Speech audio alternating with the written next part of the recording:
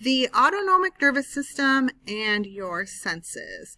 This week we're going to look at your autonomic nervous system and also then look at some of your senses and how they work, so including vision and hearing. I want you to picture this. On a twisting downhill slope, an Olympic skier is concentrating on controlling her body to negotiate the course faster than anyone else in the world. Compared to the spectators in the viewing area, her pupils are dilated, her heart is beating faster and pumping more blood to her skeletal muscles, and at the same time, all organ systems aren't necessary for her quest for a world record time. So her digestive system is slowed down, her urinary system is slowed down, removal of waste or defecation basically stops because they're not needed as she's trying to navigate herself around this. The skier is exhibiting a state of heightened readiness.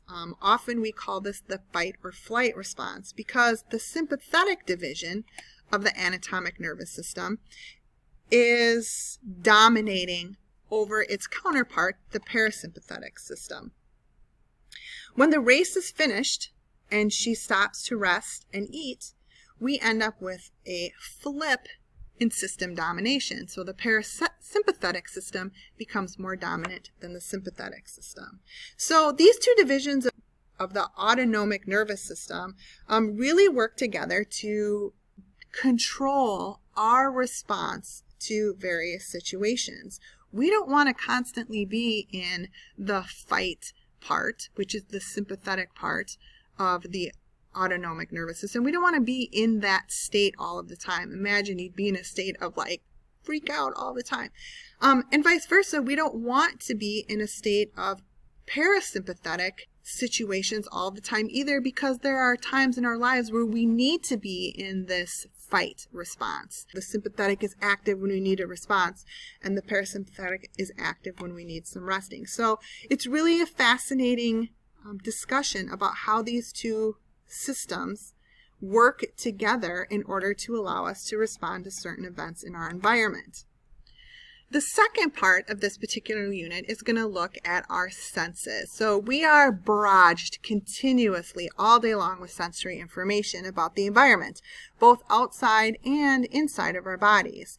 This information is detected by all kinds of sensory receptors. Those sensors transmit the information to the brain and spinal cord so it can be interpreted and an appropriate response can be initiated.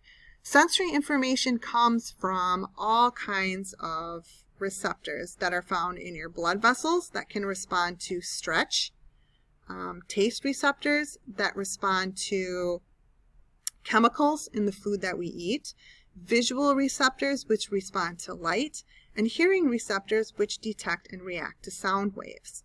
In this unit, you will look at some of the different types of sensory receptors, your general senses and what their purpose and function is. You will look at chemoreceptors in terms of how do you smell things, how do you taste things, and how those two things are related. We'll also look at vision. So looking at the structure of the eye, how those structures function to interpret light, and also the structure and function of the ear. So how does your ear work to interpret sound waves?